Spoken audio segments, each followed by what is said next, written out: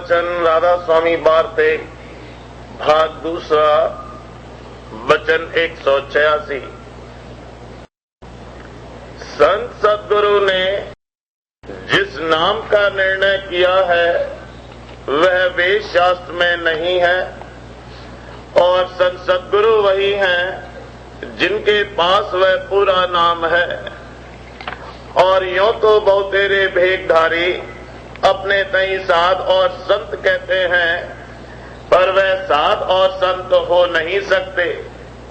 सच्चे और पूरे संतों के प्रताप से रोटी खाते हैं, पर संतों का पद वही पावेगा जो उनका प्यारा होवेगा, और प्यारा वही होगा जो उनके चरणों में प्रीत और प्रतीत करेगा, और प्रीत और प्रतीत उनकी मेहर और सेवा और सत्संग से आवेगी। और त्रिलोकीनाथ का नाम और पद भी संतों की दया और उनकी जुक्ति की कमाई से मिलेगा और किसी तरह इस कलयुग में नहीं मिलेगा। वचन 187। जिसको सद्गुरु के चरणों में प्रीत है उसको सिवाय महिमा सद्गुरु के और कोई बात नहीं सुहाती है।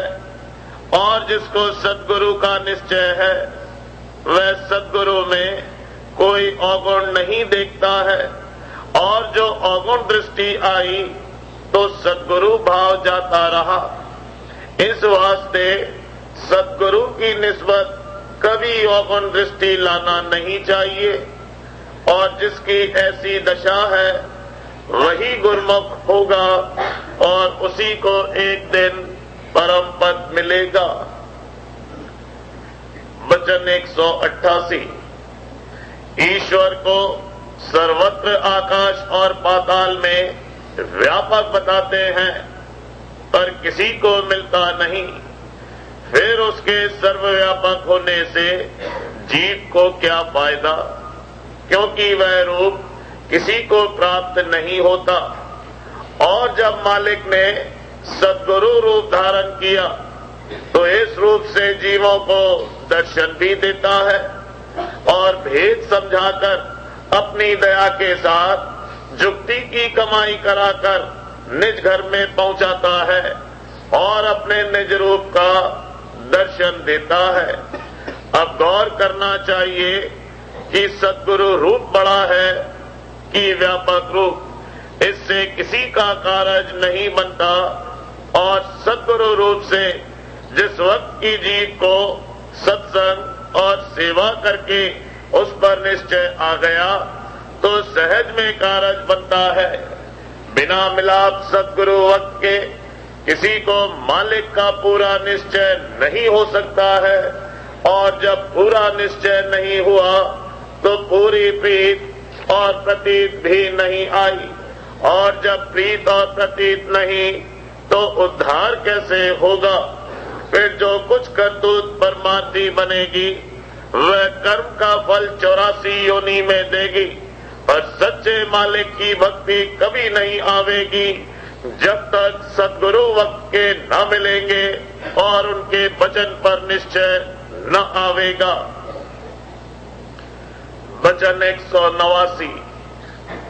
सात ब्राह्मण क्षत्रिय आजकल अहंकारी हो गए हैं, न साध में साधता और न ब्राह्मण में ब्राह्मणता और न क्षत्रिय में राज और बल रहा है।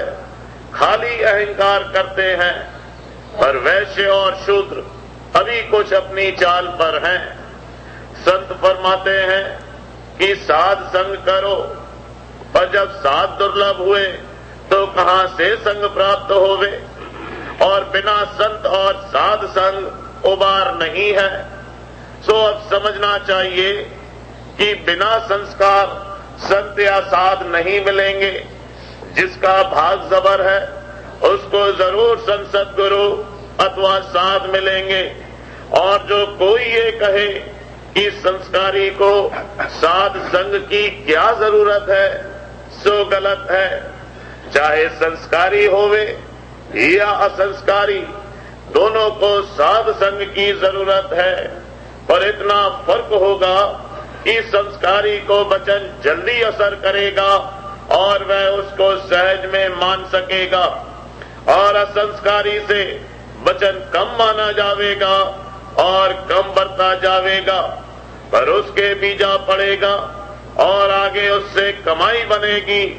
और संस्कारी उसको कहते हैं कि जो पिछले जन्म से संत सद्गुरु अथवा साध से मिलता और उन पर भाव और निश्चय लाता चला आता है, और जिसका भाव उनकी दया से सहज सहज बढ़ता चला जाता है।